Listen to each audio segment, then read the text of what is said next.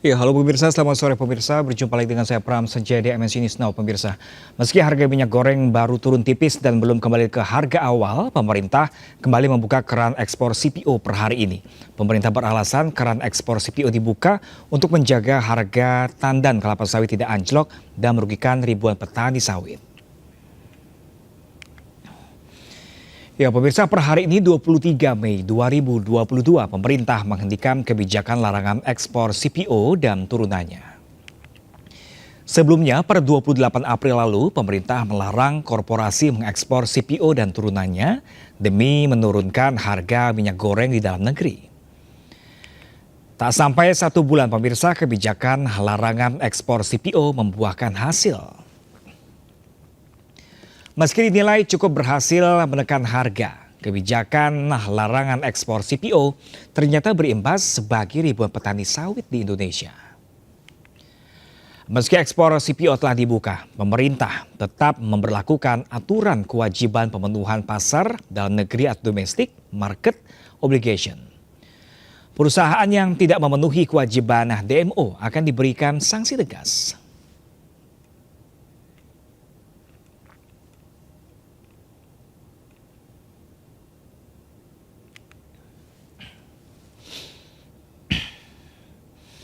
Sementara itu pemirsa, hasil survei opini publik dari Lembaga Survei Indonesia terbaru menunjukkan bahwa penilaian masyarakat terhadap kinerja Presiden Jokowi masih stagnan dalam 3 bulan terakhir ini. Ya pemirsa, survei opini publik itu dilakukan pada 10 hingga 14 Mei 2022 melalui wawancara via telepon terhadap 1.273 responden atau masyarakat. Survei itu memiliki tingkat kepercayaan 95% dan tingkat kesalahan lebih kurang 2,8%. Sementara itu pemirsa, masyarakat yang menilai kurang puas terhadap kinerja Jokowi ada sebanyak 26,6%. Sedangkan yang tak puas sama sekali ada 2,4% dan tidak tahu terhadap kinerja Jokowi yakni sebanyak 3,4%.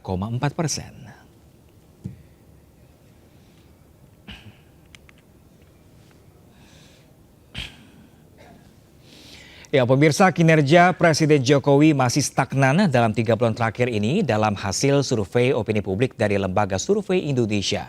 Survei opini publik ini dilakukan pada 10 hingga 14 Mei 2022.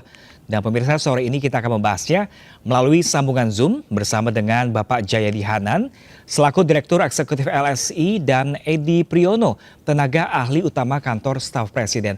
Halo, selamat sore Bapak-Bapak. Selamat sore. Ya. Selamat sore Mas. Selamat sore Pak Edi dan Pak Jayadi. Kita ke Pak Jayadi terlebih dahulu. Pak Jayadi, ini survei terbaru menunjukkan kinerja Presiden Jokowi oleh publik dinilai stagnan. Artinya apa Bapak? Di Februari lalu ya, ketika kasus minyak goreng sedang marak-maraknya itu, kita menemukan tingkat kepuasan publik ke Pak Jokowi di angka 65,9%, hampir 66 ya. Nah pada Mei itu pasca Lebaran, pasca arus mudik itu di angka 67,5. Jadi sebetulnya dari segi angka absolut ada peningkatan 1,6%. Tetapi itu kan di dalam margin of error dalam survei ini yang 2,9. Dengan demikian kita bisa mengatakan bahwa tidak ada penguatan ataupun penurunan terhadap kepuasan masyarakat atas kinerja Presiden. Itu yang kita temukan dalam tren tingkat kepuasan masyarakat terhadap publik. Cuma memang kalau dibandingkan dengan sebelumnya 2021 Desember dan November terutama setelah kasus Delta itu kan tingkat kepuasan publik ke Presiden tinggi di angka 70-an%. Nah kasus ekonomi, kasus minyak goreng itu menurunkan tingkat kepuasan itu ke 65,9. Dan itu belum beranjak terlalu jauh sampai dengan Mei 2022. Itu data-data yang kita temukan kalau berdasarkan hasil survei opini publik gitu, Mas. Oke, Pak Jayadi, ini stagnan atau stabil seperti itu, faktor apa saja Bapak atau isu apa saja yang diangkat oleh masyarakat ketika itu? Ada 2 isu pokok ya selama 3 bulan terakhir yang menurut saya bisa mempengaruhi naik turunnya penilaian publik atas kinerja Presiden itu. Satu, kasus minyak goreng. Yang kedua, kebijakan mudik dan penyelenggaraan mudik. Dua itu. Yang lain kan tidak terlalu menonjol ya. Peristiwa-peristiwa lain ya. Nah, dalam kasus minyak goreng itu kan memang melonjaknya harga minyak goreng, langkanya minyak goreng dalam survei ini juga kita temukan di Mei itu masih terasa oleh masyarakat. Harga minyak goreng masih tinggi, banyak masyarakat yang masih kesulitan untuk menemukannya. Itu menurut pengakuan mayoritas masyarakat. Itu berarti kan kasus minyak goreng itu mestinya menurunkan tingkat kepuasan publik terhadap kinerja presiden. Tapi pada saat yang sama kan pemerintah terlihat oleh publik berusaha keras untuk mengatasi masalah minyak goreng itu dengan yang secara hukum ya dan secara ekonomi. Secara hukum itu kan atau secara kebijakan. Secara hukum itu kan ada gebrakan dari Jaksa Agung yang didukung oleh Presiden untuk menuntaskan kasus mafia minyak goreng. Itu didukung oleh publik, mayoritas publik mendukung. Kemudian kebijakan ekonomi berupa larangan ekspor bahan baku CPO, bahan baku minyak goreng atau CPO itu sebagian besar juga diketahui publik dan publik juga mendukung itu. Jadi di satu sisi kasus masalah harga minyak goreng yang tidak normal itu menurunkan tingkat kepercayaan tingkat kepuasan kepada presiden, tapi penanganan terhadap kasus itu berupa kasus mafia minyak goreng dan kebijakan ekspor itu positif dinilai masyarakat. Dengan demikian kan jadi impas tuh, yang satu negatif, yang satu positif. Nah, yang kedua itu masalah kebijakan mudik. Kebijakan mudik itu saya kira sangat wajar kalau diapresiasi masyarakat karena masyarakat merasa sudah terkungkung selama 2 tahun nggak mudik. Jadi kebijakan itu disokong secara luas oleh publik menurut teman survei ini.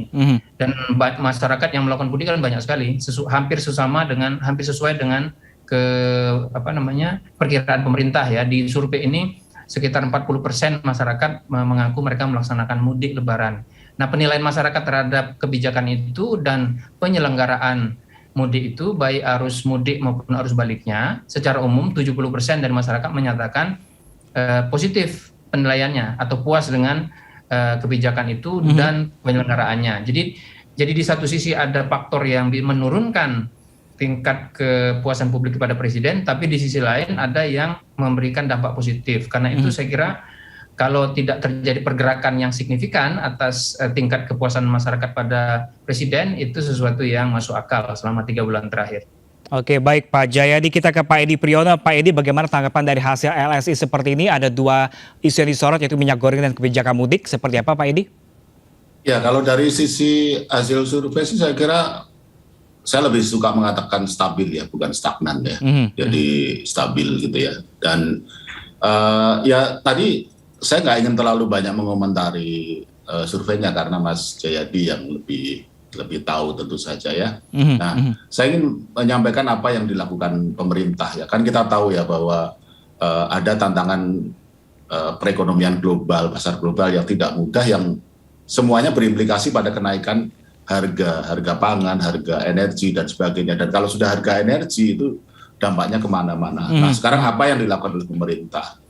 Yang pertama yaitu pemerintah khususnya Bapak Presiden itu punya perhatian yang sangat besar terhadap masalah ini. Nah, sehingga rapat kabinet tentang pangan dan energi itu sekarang ini dilakukan setiap minggu. Jadi sebelumnya kan COVID yang dilakukan setiap minggu ya. Sekarang pangan dan energi dilakukan setiap minggu. Nah, supaya apa? Supaya kondisi perekonomian, harga-harga pangan dan energi ini terkontrol dan teramati sehingga tidak perlu kita kemudian kaget ketika ada sesuatu yang perlu sehingga segera diambil kebijakan.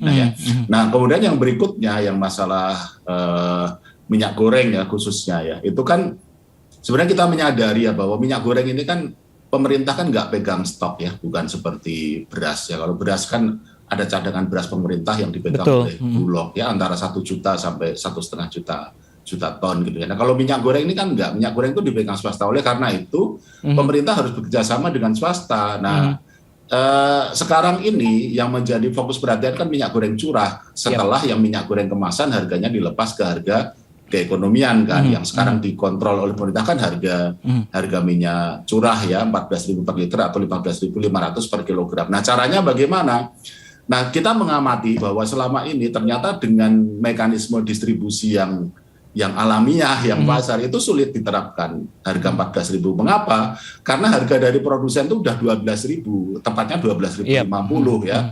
Nah sehingga kalau di end user atau di konsumen diminta 14.000 itu sulit sekali. Oleh karena itu kemudian pemerintah mengambil kebijakan untuk mendistribusikan secara langsung bekerja sama dengan swasta maupun melalui BUMN. Nah, kalau bekerja sama dengan swasta itu dengan ini ya, dengan Indomarko, saya sebut aja karena nama ini sudah disebut oleh Menteri Perdagangan, jadi nggak masalah saya kira saya sebut ya. Itu Indomarko bisa menyediakan minyak curah 14.000 per liter atau 15.500 per kilogram melalui jaringannya. Dan dia punya jaringan saat ini 1.200 titik dan akan dikembangkan menjadi 10.000 titik. Mereka sudah berkomitmen dengan Menteri Perdagangan. Nah, mengapa bisa? Karena Indomarko ini kan mengambil langsung dari produsen gitu ya. Jadi diambil langsung dari produsen, didistribusikan pada warung-warung yang menjadi mitra sehingga ketika dijual 14.000 per liter itu semua pihak itu bisa mendapatkan keuntungan gitu ya. Nah, kemudian juga ada BUMN, Bulog itu bekerjasama dengan perusahaan swasta juga. Tapi kalau Bulog itu modelnya seperti operasi pasar ya. Kalau saya baca terakhir itu melakukan pendistribusian minyak goreng curah dengan harga sesuai HET di Jawa Timur. Nah juga ID Food ya, ID Food ini kan BUMN juga. Nah tapi saya kira yang sangat cepat karena ini kan kita juga berterima kasih juga nih atas kontribusi pelaku usaha swasta itu adalah melalui Indomarko tadi. Tapi intinya adalah pemerintah bekerja sama dengan swasta karena apa? Sekali lagi pemerintah nggak pegang stok gitu, nggak punya barang gitu. Jadi itu yang dilakukan oleh pemerintah. Jadi kita menyadari bahwa saat ini belum di semua titik ya harga minyak goreng curah itu sesuai HET. Tapi paling tidak kalau menurut kami ya ini progresnya kita bisa lihat. Dari kantor staf presiden juga dalam waktu dekat kita akan melihat ya seperti apa itu implementasi dari pendistribuan. Pak Edi, ini kan pemerintah sedang mempersiapkan berbagai program untuk minyak goreng, itu curah atau kemasan. Lalu pengawasan yang harus dilakukan pemerintah seperti apa Pak Edi? Namun kita tahan sebentar Pak Edi. Dan pemirsa kita akan kembali dengan dialog segmen selanjutnya. Pemirsa tetaplah bersama kami di MNC News Now.